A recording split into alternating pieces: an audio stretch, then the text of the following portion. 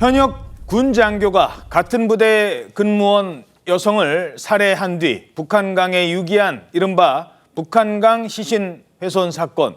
왜 이 군 장교가 소령까지 된 이 장교가 동료로 있던 여성을 그렇게 끔찍하게 살해를 했는지 범행 동기가 의문인 상황 속에서 검찰에 송치된 오늘 범행 동기의 일부가 드러났습니다.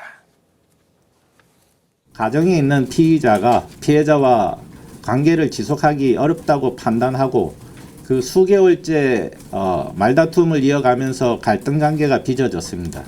그날 당일 아침에도 차량 내에서 출근하면서 말다툼을 했고 살해 시점인 15시경에도 차량 내에서 똑같이 말다툼이 이어진 끝에 살인에 이르게 되었습니다. 정근 가기 전에 마지막 날이고 그런 시점에서 더 이상 관계가 지속되기 어렵다고 보고 서로 말다툼이 계속 이어져 왔었는데 갈등 관계가 그때 가장 최고조에 이르렀다고 보고 있습니다. 가해자는 유부남이었습니다. 피해자는 미혼인 상황.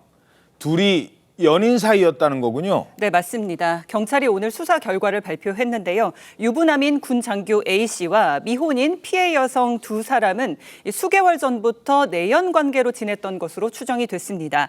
사건 당일에 두 사람이 아침 출근길에 카풀을 하면서 계속 만나는 문제 등으로 말다툼을 했고요. 이때 더 이상 관계 지속이 어렵다고 판단한 이 군 장교 A씨가 범행을 결심합니다. A씨는 이후에 범행 은폐를 위해서 차량 번호판 위조 이런 단어를 검색한 것으로 드러났습니다. 번호판 위조부터 알아보고 있었네요. 네, 맞습니다. 그리고 당일 오후에 또다시 피해자와 말다툼을 하던 중에 살해를 했고요.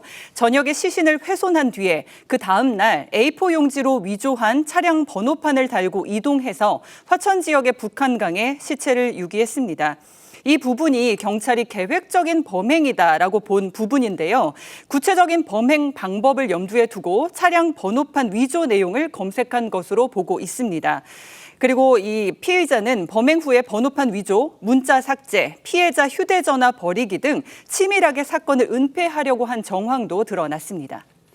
자, 이러면서도 범행 사실을 인정하면서도 우발적 범행이다 이렇게 계속 주장을 하고 있는데요. 하지만 경찰 수사를 통해서 그동안 치밀한 계획이 있었다는 정황이 속속 드러나고 있습니다.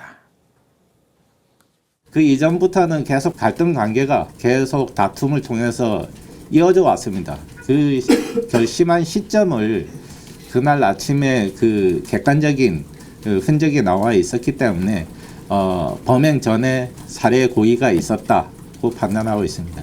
사체 손괴 은닉 부분이 워낙 이제 지능적으로 이루어지고 살해의 고의에 대해서도 일부 계획 범죄의 성향이 일부 보인다는 그런 판단이 있습니다. 그리고 더 화가 나는 순간이 있었습니다. 범행을 한 뒤에는요, 마치 자신이 피해자인 척 경찰과 전화도 했다는 겁니다. 아니, 남잔데요. 이 남성 육군 소령이 문자도 아니고 전화가 왔는데 경찰에서 마치 자기가 여성인 피해자인 척 행세를 했어요? 네, 여성의 목소리를 흉내내면서 피해자 행세를 한 것으로 보입니다. 앞서 범행을 은폐하기 위해서 여러 가지 행동을 했다 이렇게 말씀을 드렸는데 여기에는 피해자 행세까지 들어가 있었습니다. 육군 장교 A씨는 범행 후에 피해자 휴대전화를 가지고 피해자 가족뿐만 아니라 지인, 직장 등에 문자를 보내서 범행 사실을 은폐하고 마치 피해자가 살아있는 것처럼 그렇게 일을 꾸몄는데요. 심지어 가족이 피해자가 미기가 있다 이렇게 신고를 했더니 경찰에서 이 확인을 하려고 연락을 한 겁니다. 그 전화가 왔는데. 그렇죠. 그랬더니 피해자인 척하면서 경찰과 실제로 통화까지 한 것으로 밝혀졌습니다. 특히 A씨는 피해자 휴대전화로 어머니에게 당분간 집에 못 들어간다라는 문자를 보내고요. 이 파출소 직원과 이 SNS 보이스톡이라는 게 있거든요. 예. 이 통화를 하면서 피해자 목소리를 흉내내면서 미기가 신고를 취소해달라 이렇게 요청까지 한 것으로 알려지고 있습니다. 그 여자인 척 목소리를 내고요. 그 미귀가 신고가 들어오니까 저 괜찮으니까 저 아무 일 없으니까 그거 취소해 주세요. 이렇게 했다는 거예요. 자, 그때 경찰 지금 이 말에 속은 거예요? 안 속았습니다.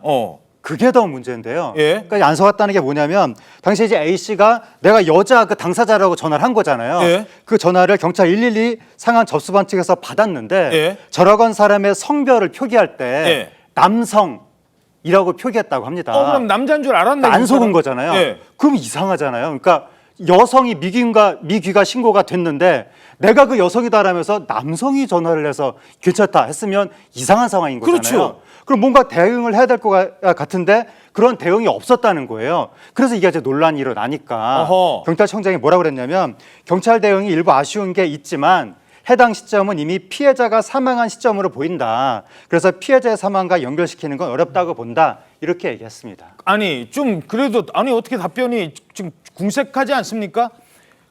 이미 그 상황은 피해자가 사망한 뒤였다. 그러니까 뭐 큰 문제 없다. 만약에 피해자가 살아있는 순간인지 아니면 이미 숨졌는지 그 상황에서 어떻게 알아요? 만약에 그때 살아있었으면 어떻게 할 뻔했습니까? 지금 여성이 사라졌는데 남자가 전화 와가지고 저 괜찮아요. 네, 끝. 아쉽습니다. 그동안 피의자의 신상 공개 여부를 두고도 말이 많았습니다. 뭐 이 사람 육군 장교 출신이잖아요. 범행도 계획하고 자기 신상 공개한다고 하니까 절대 안 돼. 뭐 이랬대요. 하지만 범행의 수법, 잔혹성 등을 봐서 결국 내일 공개한다고요. 그렇습니다. 앞서 경찰이 그런데 A씨에 대한 신상 공개를 결정한 것이 지난 7일이었습니다. 그런데 아직까지도 공개가 안 되고 있어서 이상하다라고 생각하시는 분들 있을 겁니다. 이것은 왜 그러냐면요. 바로 A씨가 신상 공개에 대해서 이 결정에 대한 이의를 제기하면서 집행정지 가처분 신청을 했기 때문입니다. 하지만 여기에 대해서 법원이 기각하면서 내일 A씨의 머그샷과 함께 이름 등 신상이 공개될 예정이라고 하는데요. 만약에 A씨가 즉각 항고를 했다면 신상 정보가 공개된 날짜가 더 미뤄졌을 수도 있었을 것이지만 그렇지 않기 때문에 내일 공개가 이루어질 예정입니다.